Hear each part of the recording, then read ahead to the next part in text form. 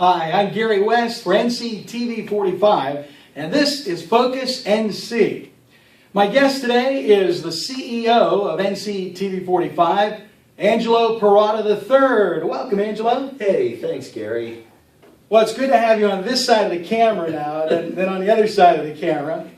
And before we talk about NCTV 45, why don't you tell everybody a little bit about yourself? A little background about Angelo Perrotta. Well, I grew up in Union Township and graduated from Duquesne University back in the day. And since then, I've been involved in coaching, education, and taking care of my family. You have a wife and two kids. Wife and two kids. My dad still lives here in town.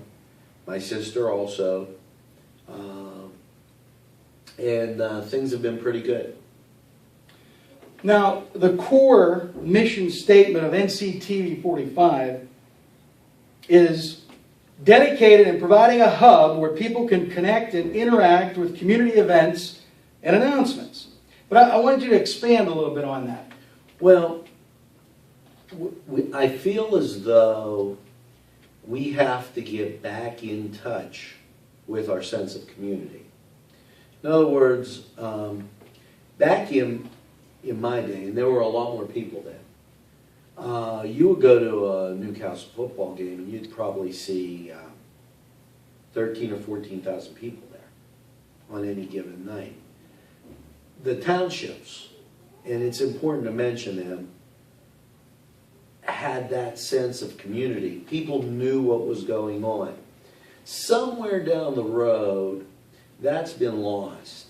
And NCTV 45 is here to give a focus to community and community events, education, issues that affect Newcastle, Lawrence County, and the surrounding area. But we also want to provide a look into our past and our future at the same time with that. We don't want to go blindly into the future and forget about the past. Sounds like a movie. But we want to have some kind of a mix that would allow people the opportunity to start businesses here, to realize that there's some myths out there. Downtown's unsafe. Totally false.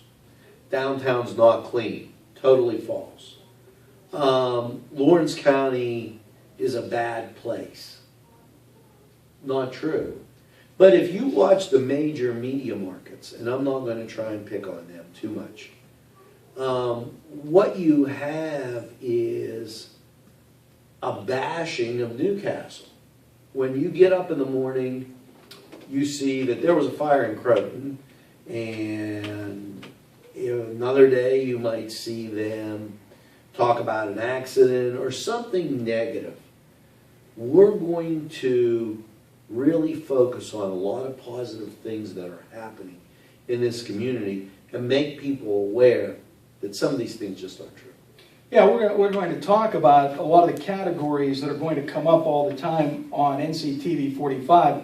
But I want you to tell everybody the story that you told me several months ago about what gave you the incentive to take on this monumental undertaking, because it really is a monumental undertaking. Well, it was interesting, and given today, where the snow was flying, we went up a year ago. Everybody knows that we won the state championship here in Newcastle, unless you're under a rock. And a year ago, they had a pretty decent basketball team. And we got in the car and we rode up to Edinburgh. And on the way up, we stopped, got something to eat. And then as we were driving up 79, traffic was snarled. Wrecks, people off the road, cars turned over. It was truly a miracle that I got there. When I got there, the opposing team's fan base had a little tailgate outside with some spirits. And as I walked into the place, I heard chants.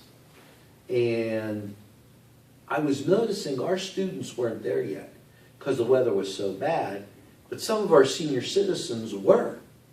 And the chants were, get your green card, get a job, get off welfare, get off drugs. And that isn't what this community's about. That was so far removed. And as I sat down and watched a fan from the other team pull down his pants, I thought, geez, oh man. And they're talking about us. And then, at the end of the game, the other team was fouling, and it was going to get kind of rough because they wanted to try to steal the game and win it. One of our guys at midcourt took a shot right to the face. And in days gone by, that might have spurred a brawl or something. But and the guy's in the armed forces now. He just got up and went to the foul line and act like nothing happened. And I thought, geez, nothing is ever going to change in Newcastle. That piece of what just happened isn't going to change. Our student body never did anything rowdy, never made a move towards the opposing team, but nothing's ever going to change because we're not going to have the coverage to tell people outside that that isn't true. So what I did was I started doing the research. And maybe, next segment, I'll tell you a little bit about the research that I found.